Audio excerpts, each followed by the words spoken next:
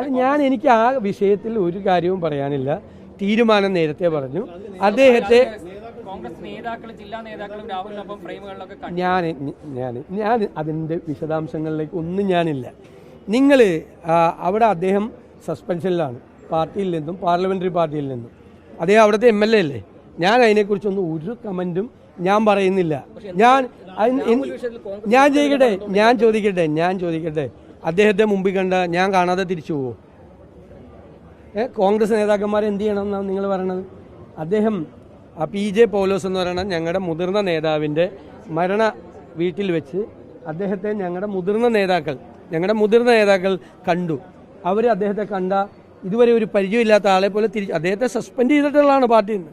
ഇന്നുവരെ സസ്പെൻഡ് ചെയ്തിട്ടുള്ള ആളോട് സംസാരിക്കാൻ പാടില്ല. അപ്പം ഞാൻ അദ്ദേഹത്തെ ഇപ്പോൾ ഇവിടെ വെച്ച് കാണാതെ പോവോ? വണ്ടി കയറി പോവോ? കാണാതെ പോവോ?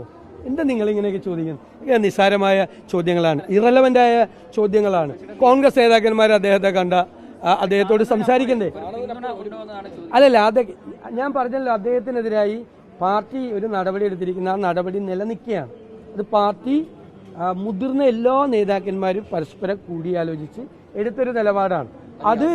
അത് എപ്പോഴാണ് അത് പരിശോധിക്കേണ്ടത് ആ സമയത്ത് പരിശോധിക്കും. ഇപ്പം അതില്ല. അല്ല, ഞാൻ കണ്ട അദ്ദേഹത്തെ അവസാനം ചെയ്യും. എൻ്റെ മുമ്പിൽ കണ്ടാൽ അദ്ദേഹം എനിക്ക് പരിചയമുള്ള ആളല്ലേ, ഞങ്ങളുടെ പാർട്ടിയിലെ സഹപ്രവർത്തകനല്ലേ. അദ്ദേഹം സസ്പെൻഡ് ചെയ്തിട്ടേ ഇല്ല. ഇനി പാർട്ടിയിൽ നിന്ന് പുറത്താക്കിയ P സരിനെ കണ്ടാലും ഞാൻ കൈ കൊടുക്കുമല്ലോ. പാർട്ടിയിൽ നിന്ന് പുറത്താക്കിയല്ലേ P സരിനെ. എന്നെപ്പറ്റി എന്തെല്ലാമാണ് പറഞ്ഞത്. 10 ദിവസം നിങ്ങളൊക്കെ വന്ന് റിപ്പോർട്ട് ചെയ്തല്ലേ പാലക്കാട് ഇലക്ഷനിൽ. അദ്ദേഹത്തെ കണ്ട്, അദ്ദേഹം പഴയ പാർട്ടിയുടെ നമ്മുടെ സഹപ്രവർത്തകനാണ്. എത്ര പേര് പാർട്ടി വിട്ടിട്ട്. ഞാൻ ശ്രീമതി പത്മജ വേണുഗോപാലായിട്ട് കഴിഞ്ഞ ദിവസം ഒരു കല്യാണ വീട്ടിൽ വെച്ച് കണ്ട് അവരുമായിട്ട് വിശദങ്ങൾ സംസാരിച്ച് അവരുടെ കുഞ്ഞുങ്ങളുടെ കാര്യമൊക്കെ ഞാൻ അന്വേഷിച്ചു. കുഞ്ഞുങ്ങളുടെ കാര്യമൊക്കെ ഞാൻ അന്വേഷിച്ചെന്ന് അവരുടെ കുഞ്ഞുങ്ങളുടെ പത്മജ ചേച്ചിയുടെ കുഞ്ഞുങ്ങളുടെ കാര്യം വരെ ഞാൻ അന്വേഷിച്ചു. വേറെ പാർട്ടി പോയ ആളുകളായിട്ട് മിണ്ടാം. ഇതൊന്ന് കേരളമല്ലേ. നിങ്ങൾ വെറുതെ ഇതിനെയൊക്കെ വലിയൊരു വൈഡർ ആംഗിളിൽ കാണണം. നിങ്ങൾ ആ കോൺഗ്രസ് ഇക്കാര്യത്തിലേക്ക് എടുത്തൊരു നിലപാട്, ആ പാർട്ടിയെ നിങ്ങൾ ആ അർത്ഥത്തിൽ കണ്ടിട്ട് നിങ്ങൾ ഇതിനെയൊക്കെ ചെറുതാക്കാൻ നോക്കരുത്.